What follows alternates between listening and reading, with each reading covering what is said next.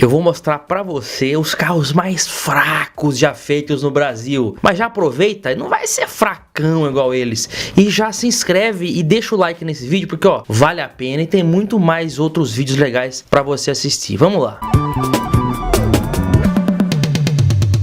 Olá amigos do canal PL, que bom que você tá aqui, hein, cara, que bacana, sejam todas bem-vindas, bem-vindos, vamos juntos ver os carros, um deles, né, tem vários carros aí que deixam a desejar em questão de desempenho, mas vamos citar alguns, acho que os exemplos mais emblemáticos de veículos com desempenhos sofríveis. Vamos começar? Pois é, vamos lá. Ford EcoSport 1.0 Supercharger, pois é, lá em 2004, no lançamento do carro que praticamente inaugurou o segmento de SUVs urbanos, a Ford oferecia três opções de motorização para o EcoSport. Eram elas a 2.0 Duratec, o 1.6 Rocan e 1.0 Supercharger. Esse motor 1.0 também equipou Fiesta, hatch e sedã. Vale pontuar que no sedã também era um desempenho sofrível. Ele não entrou na nossa lista aqui, mas se formos analisar, o desempenho não é tão ruim. Da lista aqui é até um dos melhores. O motor 1.0 de 4 cilindros rendia 95 cavalos a 4.250 RPM, um 0 a 100 em 14.8 segundos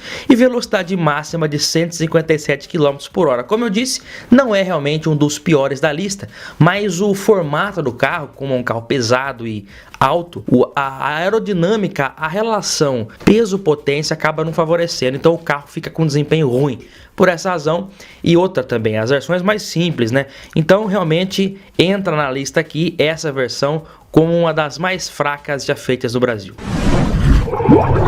Chegamos agora à era dos populares nos anos 90. Eu nem vou falar, tá, de carros dos anos 60, como eles. Fusca 1200, Renault Gordini, realmente são carros bem fracos, mas temos que pontuar uma coisa aqui também. Esses carros, o que hoje é considerado fraco, antigamente não era. Então, lá nos anos 60, isso não era visto como um carro fraco, mas dos anos 70 pra cá, que a gente conseguiu ter mais esse tipo de parâmetro. Então, guardadas as devidas proporções de época, porque aqui na nossa lista temos carros dos anos 70, 80, 90 e 2000. Então, cada época retém ali as suas proporções. Mas colocamos aqui. E falando agora dos populares, nos anos 90, os motores de 1000 cilindradas. Mas antes dele, tivemos um carro com uma potência ainda menor. Era o Gurgel BR800. Em 1988, esse carrinho tinha um motor com precisamente 792 cilindradas, com motor de apenas 2 cilindros que rendia 33 cavalos. De concepção boxer, alguns dizem que é basicamente um motor de Fusca cortado ao meio, mas eu acredito que a Gurgel era mais do que isso, porque ao contrário do motor da Volkswagen, esse motor do Gurgel de 2 cilindros era refrigerado a água, fazia de 0 a 100 em 34.4 segundos e atingia a velocidade máxima de 112 km por hora. Realmente a velocidade máxima era um pouco sofrível, mas guardadas as proporções também da dificuldade que o cara tinha para desenvolver um carro nacional, o Gurgel entra na nossa lista como um dos carros mais fracos aqui. Mas se você pensa que o Gurgel, que o motor não era nem 1000, era 0.8, você pensa que ele foi o mais fraco já feito aqui? Não. Na verdade, feito aqui pode até ser. Essa lista ela contempla carros fabricados no Brasil, mas eu trouxe também dois exemplos de carros que foram vendidos por aqui, embora não fabricados, eram importados e vendidos aqui. Isso aconteceu nos anos 90 e o primeiro deles é o Daihatsu Kuori. Ele foi vendido no Brasil entre 1994 e 1999. O motor era um 0.8 de 3 cilindros, com precisamente 847 cilindradas que rendiam até bem 44 cavalos. Um 0 a 100 também legal, ó, 15 segundos e velocidade máxima de 145 km por hora. Um motor 0.8, igual o Gurgel, mas, claro, o Brasil, realmente, esse carro importado tinha uma tecnologia superior. Ao contrário do Gurgel de 2 cilindros, esse era de 3, uma concepção que muitos pensam que é atual hoje. Na verdade, 3 cilindros já tinha lá nos anos 60 com o DKV. Mas, realmente, o Daihatsu Kuori era um carro também pequeno e leve. Talvez isso ajudasse no desempenho, mas é um motor também 0.8. E teve um outro carro carro que era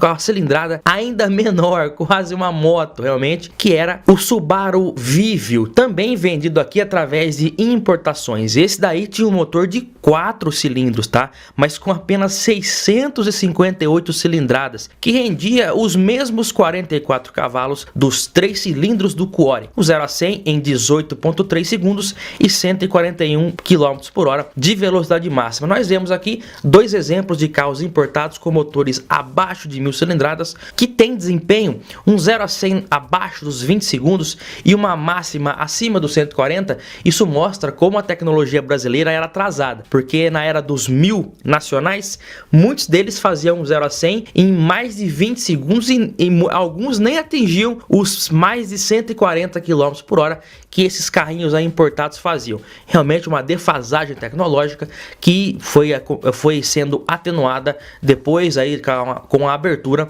das próprias importações. Então, esses dois carrinhos, olha esse último Subaru Vivio com menos de 700 cilindradas, faz um 0 a 100 em menos de 20 segundos. Claro também que era um carro bem leve, né? E 141 km de velocidade máxima. Eu já falei, vamos agora para os dos primeiros 1000 dos anos 90, vamos começar. Bom, eu não vou citar aqui o Uno Mille porque eu acho que ele foi um carro bem acertado, bem elaborado para essa proposta, então ele cai fora. Vamos com as adaptações feitas depois, começando com o Gol 1000 de 1993, com motor AE, que era o antigo CHT 1.6, com a cilindrada reduzida, rendia 50,2 cavalos, olha aí, o 0 a 100 em 20 segundos e 137 km por hora de velocidade máxima. Curiosidade é que o Escort Hobby da Ford usava exatamente, sem tirar nem pôr, o mesmo motor do Gol 1000, eram os mesmos motores, com uma diferença. No Escort, ele era montado em posição transversal,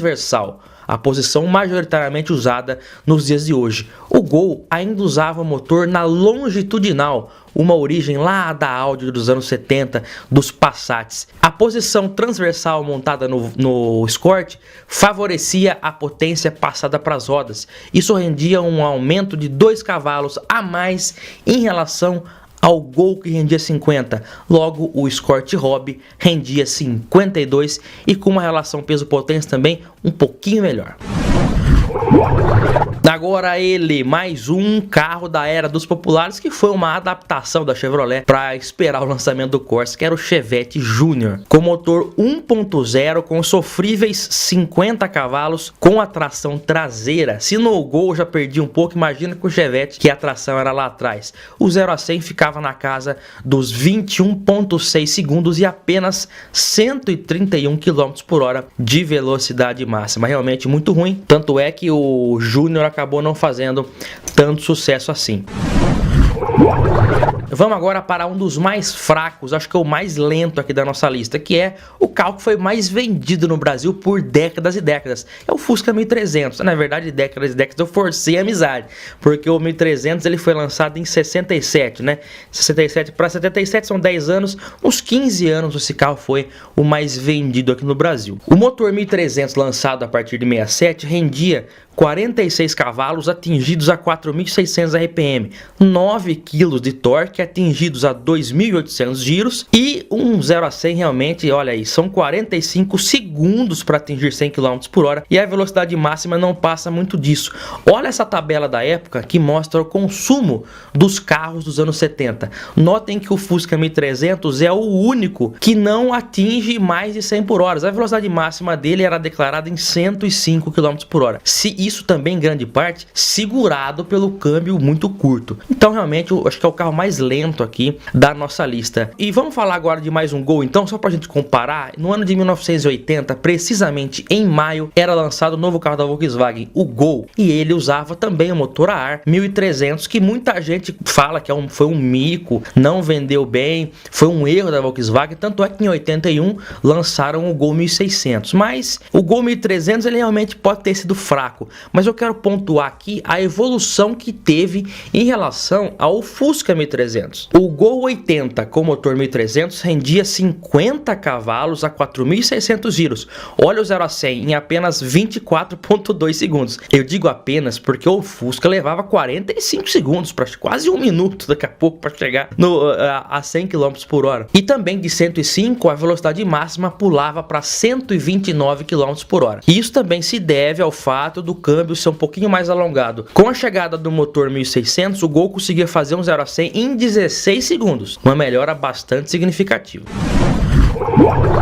Eu falei aqui que o Fiat Uno realmente foi um carro bem acertado. O Fiat 147 também chegou aqui em 76 e era uma concepção bem moderna, mas com motor 1050, motor realmente fraco, não era o mais fraco até então, porque nos anos 60 a VMAG vendia os DKVs aqui com motor 1000. O motor 1050 da Fiat trazia a inédita configuração transversal, que até então não era usada por aqui. Esse motor 1050 rendia 52,5 cavalos e apesar de ter precisamente 1048 cilindradas, era um motor mais moderno que o do Fusca, por exemplo. Conseguia fazer um 0 a 100 em 19,4 segundos e atingindo uma máxima de 136 km por hora. Números bons, motor de baixa cilindrada, mas também com um desempenho muito bom para a época.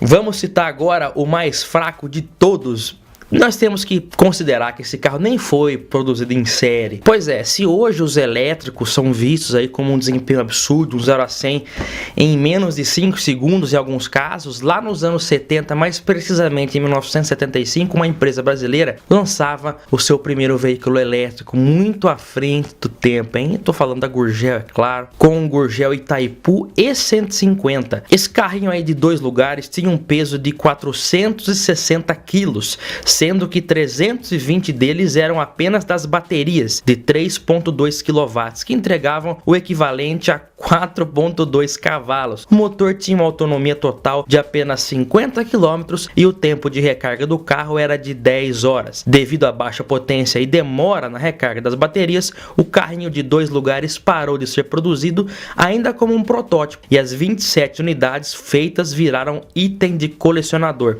Olhando os números desse carrinho aí, que eram bem ruins, a gente nota como os veículos elétricos evoluíram de lá para cá, mas ainda eu acredito que há um longo caminho a ser percorrido. Em 1980, o Gurgel insistiu mais uma vez no elétrico e lançou o utilitário E400. Mas esse era um furgão utilitário, por isso eu não vou colocá-lo na lista, pelo mesmo motivo que eu não coloquei a Kombi. A Kombi era um carro super lento, se o Fusca 1300 já era lento, imagina a Kombi, mas eu não vou colocar aqui porque eu acho que o foco foi veículos de passeio, e assim como a Kombi, o Gurgel E400 não entraria nessa lista. Também um carro elétrico bem fraco para a época, tanto é que a maioria deles acabavam tendo os motores elétricos retirados e no lugar eles colocavam motores de Kombi mesmo, que era o mais usual para a época. Por isso achar um hoje com motor elétrico original é muito difícil. Sabe aquele carro com placa amarela que está guardado e impedido de circular? Chegou a hora de dar a volta por cima e tirar seu carro da garagem com a Yellow Plate. Nos próximos 15 dias, ou seja, até o final de agosto, você pode contratar a assessoria da Yellow Plate com um super desconto. Volte a circular com seu veículo regularizado em todo o Brasil sem preocupações. É fácil, basta entrar em contato nesse WhatsApp que aparece no vídeo e solicitar um orçamento gratuito. Atendimento online para todo o Brasil. Yellow Plate, a solução rápida e segura para regularizar seu veículo placa amarela. Esses foram alguns dos carros mais fracos já feitos aqui e vendidos aqui, no caso do Daihatsu Quarry e do Subaru Vivio. É claro que tem mais, e se você já teve um carro fraco como esse, deixe seus comentários aqui pra gente compartilhar essas experiências. Eu espero você no próximo vídeo, um grande abraço e até lá, tchau!